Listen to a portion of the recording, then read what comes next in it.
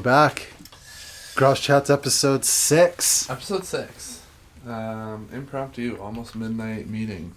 For the Grouse Chat. What's on your mind, Joe? Not a whole heck of a lot, man. I have felt so preoccupied with absolutely everything lately that I've done nothing. Analysis paralysis? Analysis paralysis. Yeah. Great line. Analysis paralysis. I am currently undergoing analysis paralysis. That's what's happening to me. I'm afflicted. You know you got all this shit. Oh, I have so much shit, man. But, I did so much shit this week, bro. I didn't, okay? So, let's break down. Let's talk about school for a bit, man. Mm-hmm. Okay, so, let's let the dog out. We're both in school. Both in school. Both at very different points of our educational journey, though. So, Yep. Let's just talk about, we'll get into, how fucking, how I'm feeling at this moment. But, let's just break down, how did we get into school? What was your, start to finish here, man? Let's talk about it all. What was your experience with elementary school, high school, and then what drew you to university, and then to where you're at right now, and what you took exactly in university, why? And then I'll do the same. So, I was fortunate that I grew up kind of always knowing that university was the plan. Even in elementary school. I mean, once you're old enough to kind of conceptualize those types of things, both my folks worked, grinded for a lot of years, But what was elementary school like for you? Did you like it? I'll get there. Okay, cool. Yeah, I just wanted to make sure. I'm gonna double back, but just kind of speaking to that, right? Both my folks grinded. They were both blue collar working people, and put money away in an RESP for me, so that that's savings plan for education. And so basically, when I was getting to the point where I was starting my post-secondary after I graduated high school, I knew that was something I was going to do. There'd already been stuff set aside to kind of get me going on that. So I guess when we talk about uni, that was something that I kind of grew up once I got into my formative years, kind of knowing I was going to do, even if at the time I didn't know what I was going to do. Yeah, man. Early days in school were interesting for me, bro. I have a question for you, because I feel like this kind of leads into the conversation a little bit. When you're 6 or 7 years old and you have those conversations, whether it's at school or with your friends, and it's what do you want to be when you grow up? Yeah. What did you want to be when you grew up? I wanted to be a veterinarian. Okay. 2 things. I wanted to be a soldier. Yeah. I wanted to be in the military since as long as I could remember. Hardcore. And not to get too I don't know. So it was an interesting path for me with that kind of thing. So when I was really young, mm-hmm. I feel when anyone's really young, they kind of outside of something super outlandish, I want to be an astronaut, I want to be a professional sports player. You know what mine was? I wanted to make robots and have them fight each other. Did you used to watch that TV show back, BattleBots? Oh yeah. Okay, me and my brother did too, bro. Yeah, okay. I was, but in my 6-year-old head, I was bro, I could make way sicker ones than this. Of course. Me and my brother, same thing, dude. Of course. Yeah. You're That was these my guys first are dream. not even thinking about it how you should be. That was my first dream. But yeah, sorry, go on. Yeah. Okay, so I feel just in general, you kind of as a kid, unless it's something outlandish, being an astronaut, a professional sports player, being a fucking robot combat artist, any sort of realistic career path. I feel it's rooted in the role models around you. And for me growing up, it was my dad was in the Navy, Navy medic. My uncle was Navy medic. He did 5 combat tours. Grandpa was Air Force. Every role model around me was in the military. So I was yeah, that's what I gotta do. So growing up, from like a very young age, I was like, yeah, and I believed in it because I used to listen to my uncle. You know, like my uncle did his 5 deployments as a part of the United Nations, like Canada's United Nations. We volunteered on behalf of them and went to Iraq, Afghanistan, Kuwait, Sarajevo, Bosnia. I think that's it. Maybe he did 6 deployments. I think he did Iraq twice. His best friend was killed in Iraq. He's in some hellholes, man. He was in some hellholes, dude. Like, serious human rights fucking violations. Like, terrible things going on when he was there. Like, then I'm not talking about Iraq in, like, 2001. I'm talking, like, 90s. Like, early, like, the first Iraq. You know? Like, at least that we were a part of. Yeah, so my brother's actually named after my uncle's best friend who died in an IED attack in a drive-thru in Holy Kuwait. shit. I believe, in Iraq. Kevin. Yeah, so, long story short, like, my uncle told me about, like, how they would build schools, you know, like, UN stuff, like, peacekeeping missions, man. They'd go there, he'd provide aid for, like, kids, like, women and children, and build schools, and, like, set up markets, you know, like, set up free trade amongst the people, and, like, they would pull security on these markets and stuff to make sure that, like, no one would interfere with their right to, like, free trade and that sort of stuff to build economies in, like, the local towns. I grew up being like, man, my uncle's a superhero. All these guys are superheroes. I believed in it, you know? That was kind of, like, on the table for me right away at, like, 5 years old was, like, you know, just surrounded by just, like, this freak of an uncle. Mm-hmm. Like, gotta be like him, you know?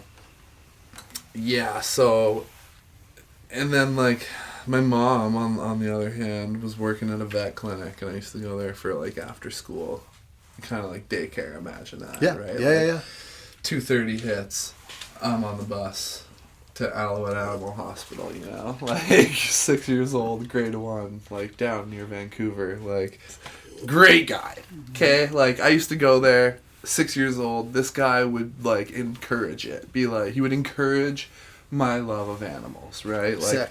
There was a room for, like, post-op patients. They're all fucking tired, you know, drugged up and shit. Or, like, maybe they're just chilling. They need to stay in a crate for, like, a day or two, man. But, like, he'd be like, go back there, you know? Like, you can fucking hang out with a couple dogs. Like, pick a couple dogs. Like, give them some company, whatever.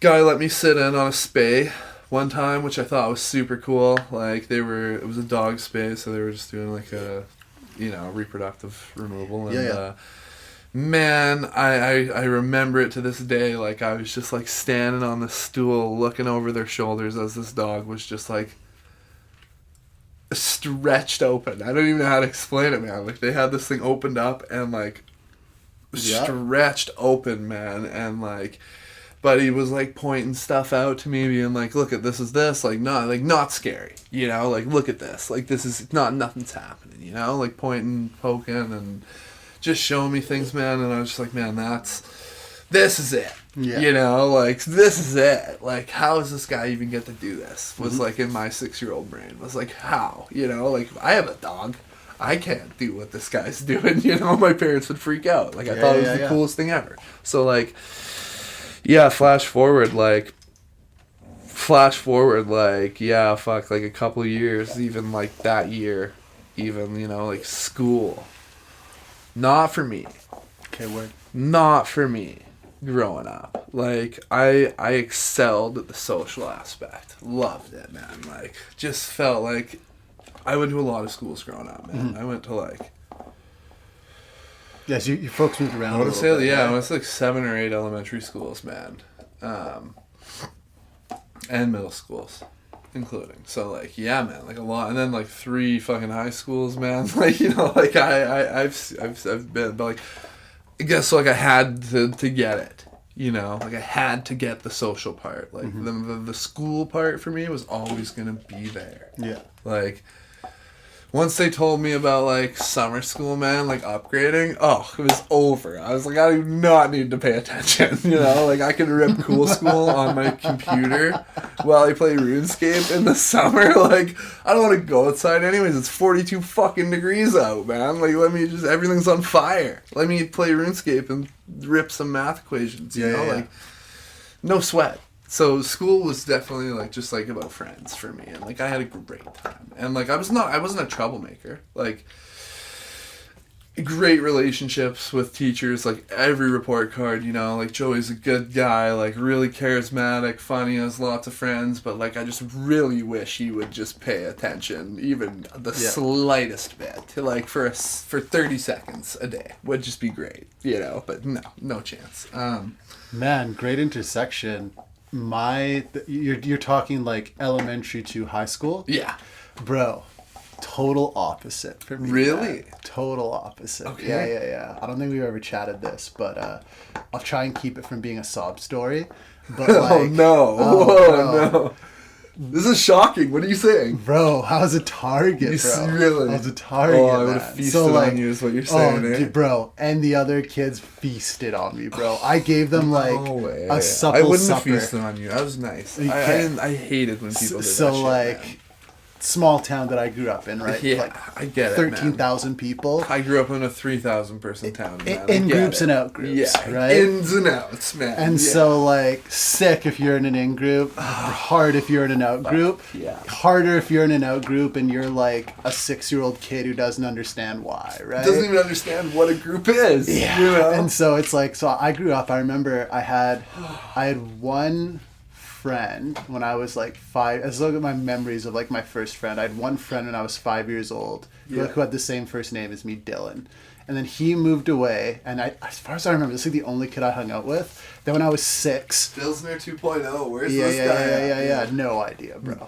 But no never, last name even never to build off of. No, nothing. Like, don't even recall. Like parents? Do you know if your parents would remember? I don't know, maybe. But like, you should try. When I was 6 and 7, there was this one kid who lived in the house next door to me who was 2 years older than me. Yeah. Sean was his name, and like neighbor, you know, right? Yeah. Would go over there. We'd like, that was the first time I ever played like a video game, like Nintendo 64, Super Nintendo, all of that, man. Like, this guy had an interesting life. Like both his parents are split. His dad kind of a burnout. His mom just kind of doing what she can with an older daughter, younger son, single mom. You know, this is like the 90s. Right, she's grinding. This is a TV show. And so like I show up there, hang out with him for like days, whatever. Like, you know, we're gaming, chilling. And I'm like just happy to have that interaction, you know, right? And that was kind of like a nice like safe zone for me. Would have fun with it. I'm right next door to my house. Until the mom started asking where Mrs. Jensen and then is. I would, then I would go to school, man. Yeah. And so like from 6 to 10, I didn't have a single friend. Like, no birthday parties, no nothing. Like, I was literally, like, the loner kid, man. Like, what comes along with that when you're not in an in-group and you're a loner kid? You don't have any, like, social support around you, right? You weren't banging up cats, were you? No, bro. Like, and that's the thing. It's like, was a nice kid, just wasn't socially adjusted, man. Didn't have that peer interaction to grow from, right? And so, like, and... funny sidebar on here, parents out there listening to this, especially young kids, 0 to 5, so much of your child's contextual understanding of how they're going to integrate and interact with the world is formed by the time they're 5, before they can even showcase that. So that time, super pivotal. You teach them and expose them to pro-social situations. Sidebar ended. So yeah, man, no friends for like 4 years in like those young early years of school, right? So what happens? Kids who are having harder times than me see that and they're just like, man, blood in the water, right? Yeah. And so like heavily bullied, bro. Like socially, emotionally, physically, like pushed around by a bunch of kids older than me, stuff like that. Like just hated, man. Was a good student. Yeah. School was easy for me. You know, had a supportive household, 2 parents who loved me, like... School was easy, man, you know, like, and so, like, but the social aspect of it, man, woefully just unprepared and uncoordinated with it, man, unequipped. 10, I get a couple more friends. Seamus. It would, a couple years later. Oh, okay. But I'm like... Trav. Yeah, Trav. I'm 10. Me and Trav Shout get to be boys. So, like, it would be like, you know, I'd have a friend who'd, like, be in school for a semester, move away. move away. Yeah. Like this is kind of like the thing, right? It's like I had no one that was consistent, and just always getting like man, I remember this one day, and must have been, I would have been in elementary school. I think this is grade 6 or grade 7, so I would have been like 11. So like me and Trav meet when I'm 10, fast buds after that, start to have a semblance of a social network, you know, one person, 2 people, 3 people, start to get into this sense of like, what is a social group, right? A lot of social rearing happens in that like 10 to 13-year-old range, right? Junior high, way better. High school, way better. Yeah. Real life, way better. You need that social activation. But like, bro, to put it into perspective, like how I was bullied, I remember that there was this one kid when I was like 11 years old. He was like, in hindsight, as an adult in hindsight, man, this kid had a really fucked up world that he was going to. Like, way fucking worse. Terrible home life. Like, anyways, so this kid, I remember one day we were like in gym, my school, like we had like a changing room adjacent to the gym for guys for like elementary school, all like concrete walls and stuff, right? Wooden benches in it. I remember one day as like we're all getting changed and stuff, like I'm changing back into my clothes, this kid grabs me by the throat, pushes me up against the concrete wall, and he's like, "You can't do shit, bitch." Just unprovoked. Unprovoked, man. He's like, "You can't do shit, bitch." Just holds me there, man, like choking me against the wall. And I was just like trying to like push him off, whatever, but he's like significantly bigger than you. Couldn't do shit. Couldn't do shit. Because you bro. were a bitch. Couldn't do shit, bitch. The part that hurt the most is he's so right, though. You know, right? Yeah. And so it's like, I remember that moment, and I just, it stood out to me because I was like, whoa, what a like crazy fucking thing. That same year later on, a bunch of the kids who would bully me for like, you know, easy pokes and whatever, they took all of my clothes when I was in the change room, put it into the toilet and pissed on it. Oh my God. And then threw my shoes in too. And so like I remember like I went home that day and I just felt this overwhelming amount of like shame at my own weakness. Oh. So like Trav, right? Me and him have been boys for like 6 months at this point or whatever, right? Like showing each other every weekend, whatever. He's like, "Bro, you should come train with me. Like I train at this dojo here in town." So that's my gateway into starting to do like martial arts and stuff, right? Okay. So like twiggy kid from no friends to having a few friends to training martial. Like this gives you a bit of a picture of like the type of kid I was growing up. Okay. Okay. Man, love it. Start going hard like every day. I'm like, man, this shit is fucking sick. Like I really like. It's essentially kickboxing that we were doing, right? Yeah. Love it, bro. I just think it's so nuts. Do it more. Start doing. You get some rounds in. You're sparring, whatever. Like you're a fucking kid, but it's like you start to get that sense of like that fire inside you, right? Yeah. So I'm like in grade 7 the following year, and like I had this formative experience. I had this friend of mine whose brother, this one I'm still young, right? He's in grade 7, I'm in grade I must have been grade 6, grade 5. But this moment stands out to me. I remember I was getting like pushed around by, we're playing Beyblades, bro. This is in the era when Beyblade was first popular, okay? It's like me and a couple of these kids are playing Beyblades, and like these same boys that pissed on my clothes would come to piss on my clothes like years later, or a year later, are like, "Oh, like you're a fucking blah blah, whatever." And like my friend's older brother, who is in grade 7, he overhears this and comes over and basically like pulls rank on these boys, and it's just like, "Yo, man, you boys fucking stop that shit. Like, don't be bad mouthing Dill. Like, blah blah blah. Like, you have to deal with me if you boys keep this shit up," kind of thing, right? Yeah. Big kid, man. This kid's like 6'2" in grade 7. Right. Yeah, like big fuck, and like all the kids are like, "Oh," like 10-year-old kids are just like, "Oh," like, kind of thing. And I remember that moment, man, because it was the first moment where I had a peer like stand up for me in that way, like advocate for me in that way. And I remember like that sense of like, I remember I turned around, I was just like, "Thanks," you know, like kind of thing, right? And then like I have that experience I talked about before, and then it's like I start training, whatever, and it's like all these things just come into focus in my life, and I'm like, man, I'm not gonna let anybody step to me like that again. And so like later on that year, I'm like 12 years old, same kids that pissed on my shit year before, like beaking at me with something, and I'm just like, "Hey," like bell rings for us to go in for recess. I was like, "Hey, don't go in."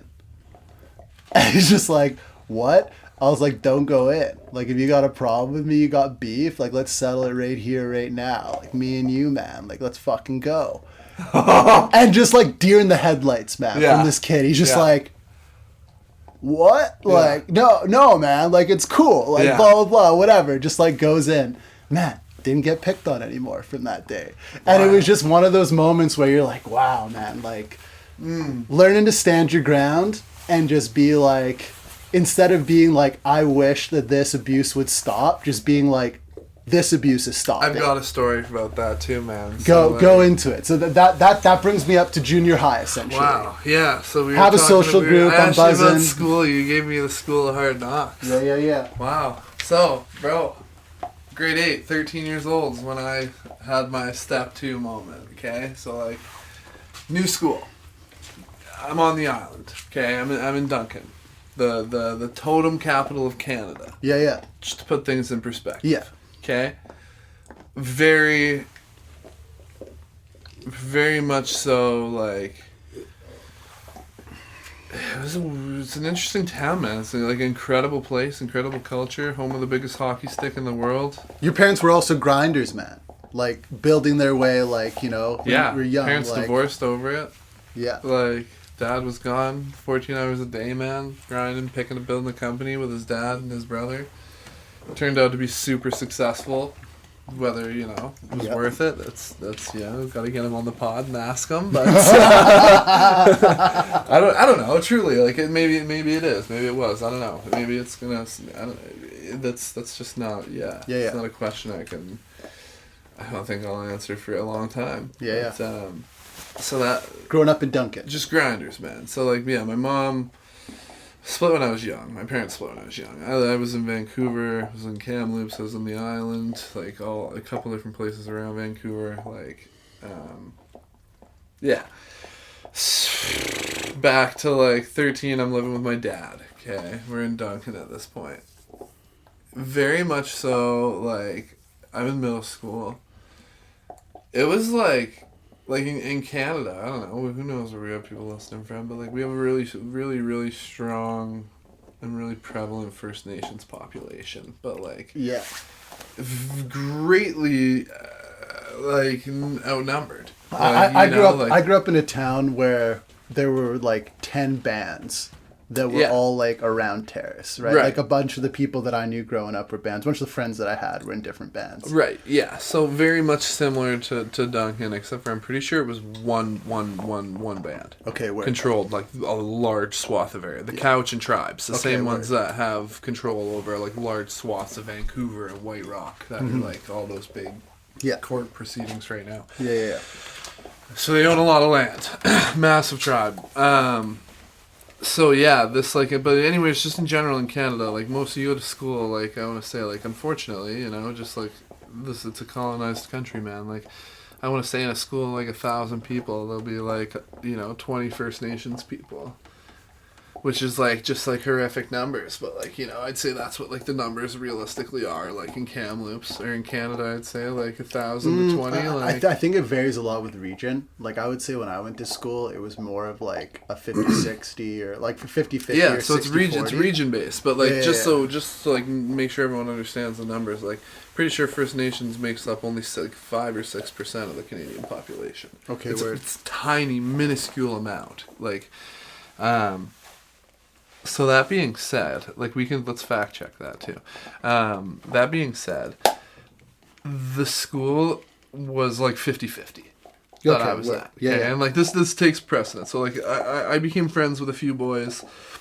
Man, you were bang on 5%. 5% of Canada's population. Yeah. I think I read this in sociology last semester. So yeah, so 5% of Canada's population. So, but this school was about 50-50. Okay, yeah. We're. That's just like to put it in context. Like, really, really high First Nations demographic in the city, Duncan. And it matters because I made these 3 or 4 specific boys, like these 3 friends. They were all blood cousins. Okay, word. Okay? Yeah. 2 of them were brothers, 2 of them were... But then the other 2... We're cousins to those 2. But also cousins to each other. Okay, word. So, like, it was like a family. But, like family, all shared the last name. Yeah. Man, like, we were tight for, like, 6 months. Like, super tight, okay? We're staying after class in science one day because, like, we fucked around, you know, like... Man, I don't even know what happened. We had this little hose, a piece of hose from like an experiment we were doing. You're in like a garden hose. You're in like junior high at this grade point? 8, middle okay. school. Grade 8. 13. Yeah, 13, yeah. We have this little tiny piece of garden hose, like 6-7 inches long, right? Yeah. Boys are whacking each other with it, you know, like it just, and it's like fuck, it stings. Bro. Oh yeah, man. So this kid gets me, gets me, and the kid who gets me, kind of known as like the crybaby amongst the boys. Okay, like kind of just like still cries. Yeah. You know, like 13 still cries. Yeah. Fucking whacks me like pretty good. I fucking like rip it from his hand, man. He's wearing shorts. I'm like, he like turns, you know, shows me his calf. Whack! Oh, right on the calf. Drops, starts crying, right? His cousin that was with me is laughing. Yeah. He's like, yeah, you shouldn't have fucking hit him, you know? Like, you fucking asked for it, kind of thing, right? Yeah. I think everything's fine. Man, hop on Facebook later that night. Just like all three of them, man, in my inbox being like, tomorrow. Like, you're done. Like, you're done, buddy. Like, and I'm like, what? Like, for real? Right? So, like, I'm tweaking. I'm like, these are all, like, pretty big kids, man. You know, like, big... BFI, brother.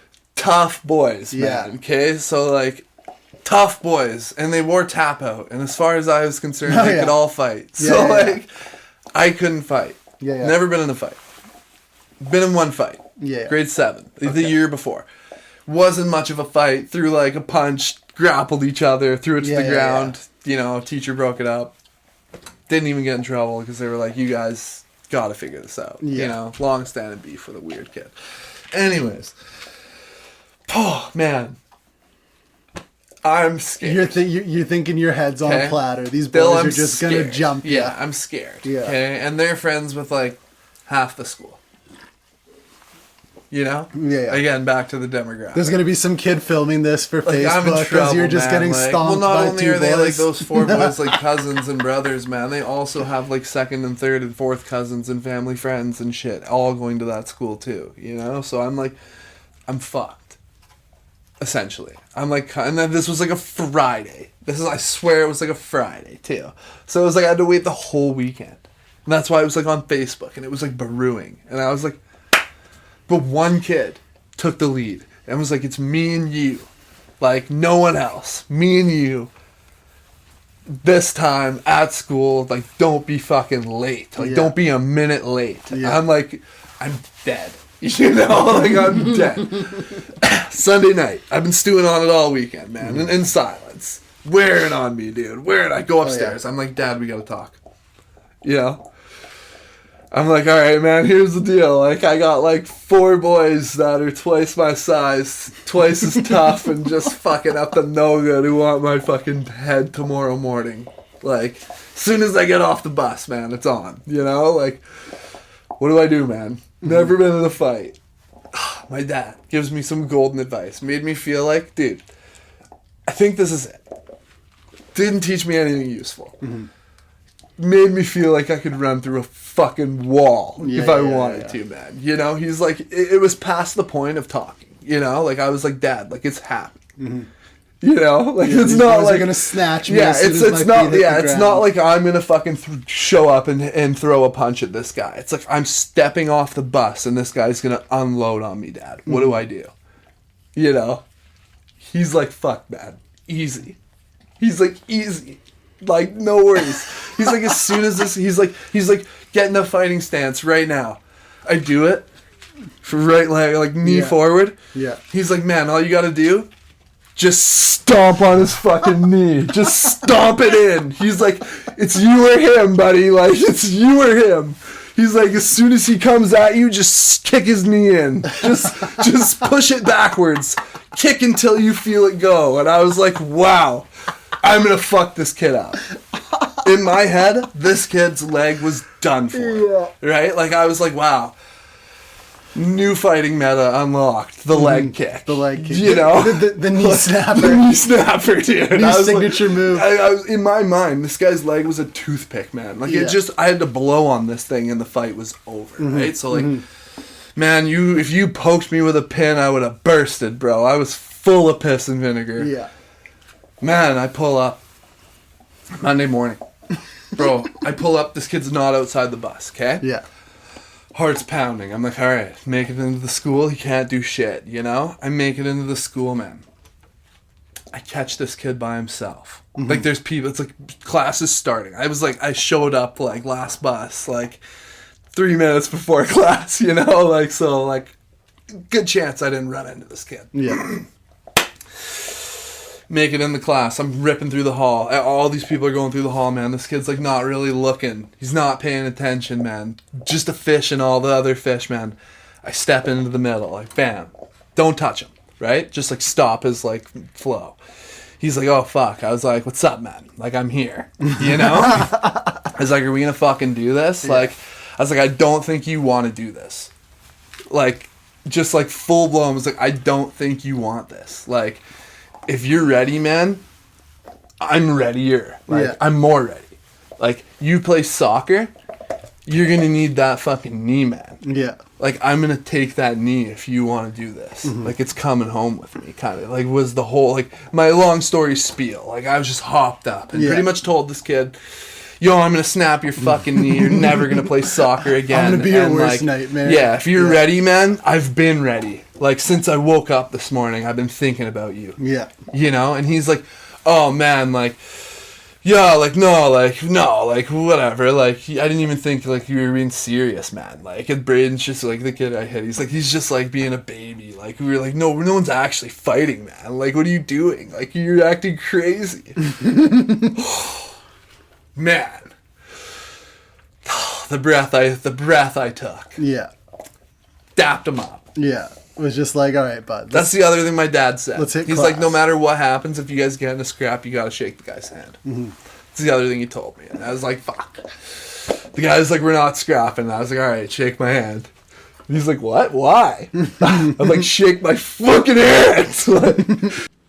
If you're interested in advertising on the Garage Chats podcast, please reach out to our team at garagechatspod@gmail.com. Thank you. That's the intro for sure. I love it.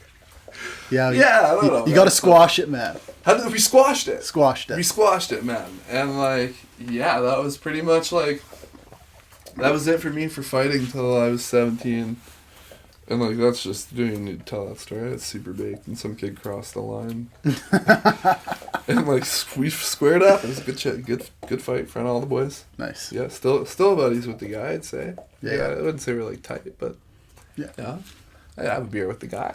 I'd watch the games with him. Like, I think that's an interesting thing. That's like, I think you only kind of see that. Maybe it's more in like small towns, or maybe it's just more of like a certain age demographic. But like, you get to be like, I think in that like 14 to 18 age range, 14 to 17, let's say. Man, I remember feeling powerful as a teenager, bro. Same, it's at that point, like you're just like, everything had you hopped up, bro. Yeah. It was the hormones, it was the pace of life, it was like the media, it was the girls, bro. It was the music, everything. It was everything. I remember having like, we'll call them like friendly scraps, like friendly tills with boys, where you would literally just like, you had no beef. But you would just be at like, man, like one time it's like, you remember like when UFC was getting really big for the first time? Oh, yeah. So it's like you had the people that like loved watching UFC. Yeah. And then it's like you had the boys that like trained one like discipline or another, boxing, kickboxing, jiu-jitsu, wrestling, like something, right?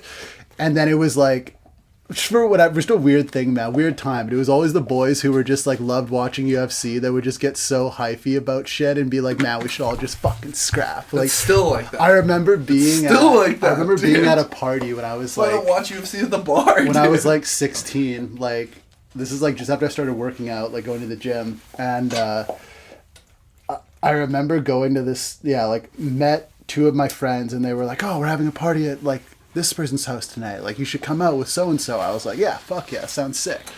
Go out there, everybody's boozing, man. I'm boozing a little bit. Things get escalated between chats with boys, and it's like, yo, let's get some fucking scraps in. Like, this is gonna be nuts, right? We're like 20 minutes out of town on like what's essentially a farm. And it's like, yeah, let's get some scraps. And some guy pulls out 2 sets of like MMA gloves, puts them down. He's like, who's going at me type of thing. And I was just like, I'll fucking go, you bud. Like, let's go. Yeah. Man, I piece this boy. Oh, man. Like, again, one of those things where it's like you can't even take pride in like the thrill of the fight at that time, because it was like, bro, I hit this guy with like a 2-piece and a kick. I remember him just like the look on his face, and he was just like, yeah, like, like that's what it feels like. And then he's like trying to throw bombs, whatever. And it's like we ended up like, you know, trade on the hands for a bit, take down. We're just on the ground, like gets to the point where you're just kind of like rolling, scrapping, grappling, whatever. Ends up that like, yeah, you know, 5 minutes later we get up, dap up. It's like, yeah, good work out there, bud. Like, you know, type thing. But like, what an interesting thing amongst like young men, where it's like you have this idea where both of you are like, let's scrap. And it's like, there's no malice. So it's literally let's go back to the ones where there actually, let's not go back. Let's explore the ones where there are malice, because you're right. What an interesting topic, though. So I remember been privy to some. I got one in particular. So there used to be these big pit parties in Terrace, right? Yeah. There was this big fucking like tall like First Nations guy. His name was Tan. And this like known scrapper kind of thing, right? Like would take all challengers kind of thing. Like honestly, dude, like looking back, this dude is a warrior in every sense. Yeah. But like again, like boys would come kind of like at these pit parties, at these gravel pits, everybody's getting litty titty, and you know some boys would just get way too swaggered and just be like, yeah, man, like I heard you're the fucking guy, like you don't look like him to me, kind of thing, you know. And would just be like, you know, in his face, pushing him, being like, come on, Matt. Come on. Like, let's go. Bro. As soon as you woke that beast up. Saw this kid, clean clock. Like, someone was there. Their older cousin came, who was like, these kids are like 16, 17. His older cousin came, who was like 19. Was basically like, a guy called him and was like, yeah, there's this guy trying to beef with me, whatever. This kid's trying to beef with him, this Tayan kid. Yeah. Calls up his older cousin to come there. Older cousin pulls up in his truck, gets out. He's like, who the fuck's picking on my cousin? Kind of thing. Rolls up. Comes like, yeah, it's this guy. Tan just like looks, instantly reads the situation, and is just like, you want to go? Oh, man. The guy just, man, comes in. Guy probably has like 40 pounds on Tan, dude. Comes in, grabs him by the shirt, goes for like a giant like hockey sock kind of thing, bro. Hits him. Tan just like takes it, looks at him. Like just dead eye looks at him, man. And the guy's like getting ready to gear up another one. Team breaks his grip. Bro, 2-pieces him, drops him, like knee buckles this kid. Like, boom. Who's like 3 years older than him, 40 pounds heavier. Just, bah. Like, man, 2-pieces him. And this kid's just in oblivion on the ground. Guy waits for him to get up. Tan sticks out his hand, shakes his hand, and is like, good fight, man. Goes back to doing his thing. And I just remember, like, that moment lives in my head rent-free, because I'm like, bro, this guy was a warrior, man. Like, crazy. But just a weird thing, man, you know? Just some of those times where it's like, you scrap and then you shake hands, and it's like, that's it. Yeah. That's it. I just, like, you're talking about, like, what a weird thing, man. It's like, I just like want to explore it. I think in a large part comes back to like I don't know. We were talking about the First Nations populations. Yeah. Okay, but in a different context, but let's use that in this context now. So like, if we want to talk like historically and where these cultural norms and expectations come from, like a cultural norm, for example, right? Like we're familiar. It's kind of like what society expects from you, right? Like these expectations that have been levied upon you by your peers, your parents, your siblings, etc. What's acceptable? What's an acceptable behavior, right? And like, what are you expected to be? And like, you know, your brain starts wiring those immediately at a young age. How am I going to get there? Like, you know, I have to start, like, modeling certain things that I'm seeing around me, and, like, those behaviors I have to emulate, because that's what's expected of me in certain kids situations. Are very conscious on the things that allow them to be accepted socially. Totally. Especially by their parents. So are animals. So are animals, man. So that's a huge thing about, like, sociology, man. It's, like, unpacking that stuff. So This is, like, socialization, essentially. Yeah. Yeah, so going into this is, like, you look at societies throughout history, man, right? Like,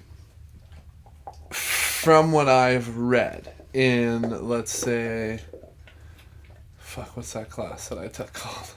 Sociology? No. Anthropology. Okay. In anthropology. Cool study. Super cool field. Cool study. Cool field. Study in anthropology, and the readings / like books that I've read that could be partly fiction or works of fiction completely, but like tales of First Nations societies in Canada throughout the past. I was raised on the story of Raven, bro. Like I grew up. We all were. Emily Carr, like the whole vibe, right? So like, but where I'm at with this is like learning the expectations of like, and as far as I'm concerned, I'm not a full-time anthropologist, but it was like basket weaving, berry picking, tanning. Who primarily did those jobs? It's like women are like infirm, typically. Exactly. Okay. Very pivotal, supportive task to a tribal civilization. Adolescent, not even adolescent children, but children, 12, 8 to 12, too young to go on a hunt, but like too young to like sit unoccupied. I bet you as young as probably like 6. I'd say 6 so. to 8. You know, old enough to be busy. That's it. Not old enough to be in a dangerous position. That's it. But what was the main deciding factor in the like the let's just say what was the I don't know. What was like the one thing deep down during that time that every human instinctually woke up with?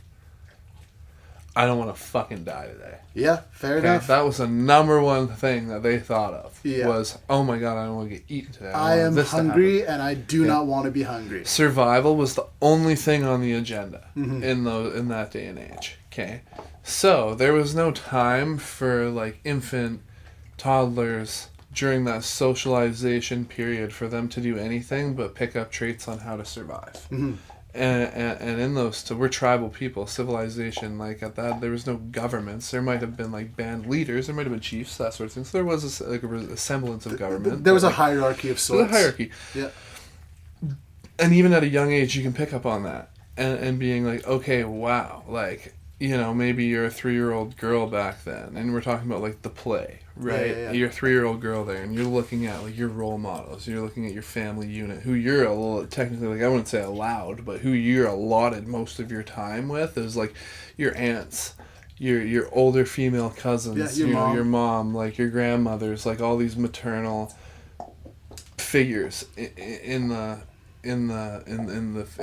this like family unit or like small civilization. Sidebar, you know? There's a bunch of bands that still have like maternal lineal leadership. Yeah, they do 100%, which it's amazing. It's beautiful.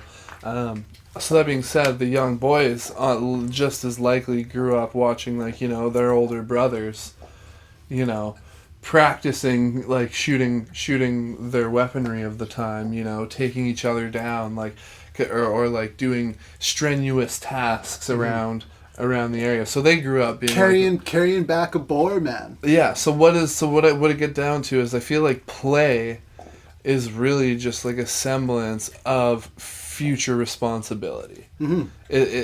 Play is just exactly that. It's practicing your future expectations with no repercussions outside of like the obvious. Yeah. You know? As an addition to that, I have something I want to say, George. Just to finish it off. Do you have a piece on this? Just to finish it off. Yeah. That's why I was going to say you might see girls playing with babies or like, you know, with blankets and practicing knitting, and then you see boys roughhousing, and that might be like a historical thing we haven't broken yet, that it's boys preparing for the hunt and women, young girls preparing for all those other supportive tasks. Exactly. Yeah.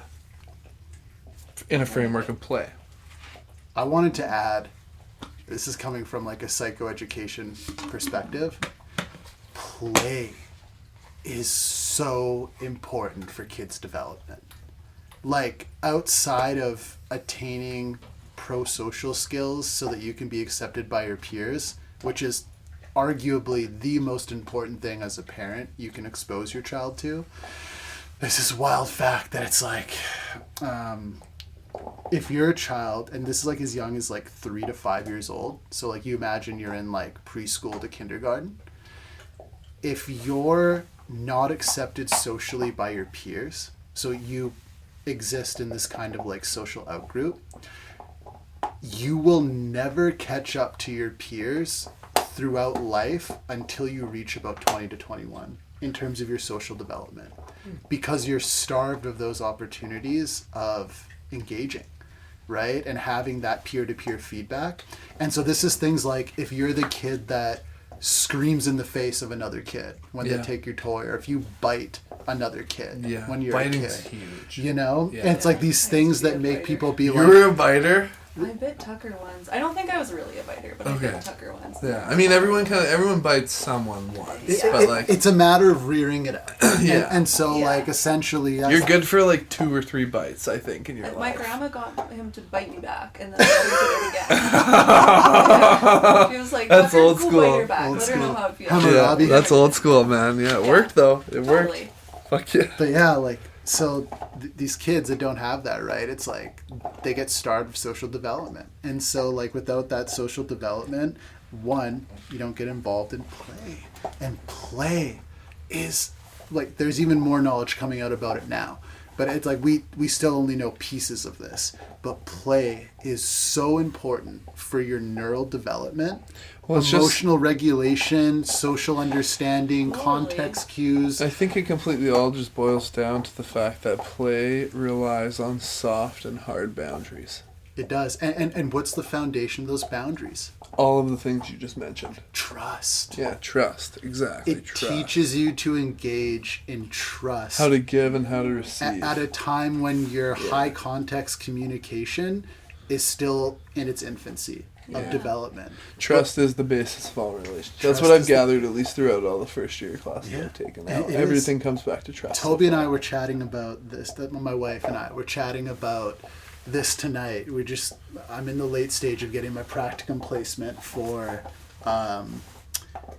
where I'm going to hopefully do my time before I graduate from my program, right? And so like one of the things that I want to focus on when I'm done with my own practice is marriage counseling, couples counseling by extension, and trauma counseling. And so Toby was asking me about that. She was like, what do you think that's going to be like? Like, what do you think it's going to be like to have people who are just like coming in from these things, or like, you have a partner where there's been all this hurt and this abuse, and like how do you make way from there, And like one of the things that this has come back to this concept of trust. One of the angle that I took with her is basically like both parties need to be willing to fully engage with the process. Mm-hmm. Like if it's a case of like, one partner comes and they're like really wanting this to be better, and they're kind of like strong arm the other person into coming in to do it, and someone's kind of like, I'm doing it because they told me to do it, kind of thing, but like their partner is the one that really wants to do it. You can work through it, there's avenues of having that learning and having that growth, but like let's take it up a notch. How about it's a situation where it's like me and my partner are at the point where we're like considering divorce, and my partner says she's going to take the kids, or my partner says he's going to take the kids, unless we try and work this out with marriage counseling. But I hate them. I hate him, or I hate her. And it's like, now there's this huge thing on the line. You've got one party that's basically like, I'm going to engage in this process. And you have another party that's like, I just don't want to lose my kids. But like, where I'm at right now, I cannot see a path forward with this, right? And so then Toby was like, what do you think of in that situation? Like, how do you know you've done enough, you've done a good job? And it's like, I think it's a lot like a doctor. Doctor helps to heal people's bodies. What I'm going to be doing is essentially trying to help people heal their minds and habits, right? Their ways of engaging with one another. But much like a doctor, you can't expect to save every patient, Mm-hmm. And so your success or failure can't be pinned on whether this relationship that was in shambles is now great and loving and, perpetual and continuing on and everything's great. That's a wonderful outcome. And certainly you should do your utmost to try and assist with that outcome. But the nature of being a therapist is being an exploratory guide. So your role is to, through the use of your soft skills, your language, your prompts, your questions, your invitations to reflection, your role is to facilitate this journey with this person as they come to these new levels of self-understanding that help. And obviously you can provide practical skills that assist in that process, but ultimately you're there for them as long as they're willing to engage in that process. And, as long as the check's not bouncing. And so, like, yeah, you're engaging in that process, but if one person chooses not to engage in that process, or they're like, you know, you've worked with them for 6 months and they're like, look, I know the reasons why my partner does what they do. I've accepted the imperfection of myself and them so that I don't, you know, hold them to this standard that I did maybe before. Mm-hmm. But with all of that acknowledged, I cannot see past, like, the hurt that they've caused me, you know?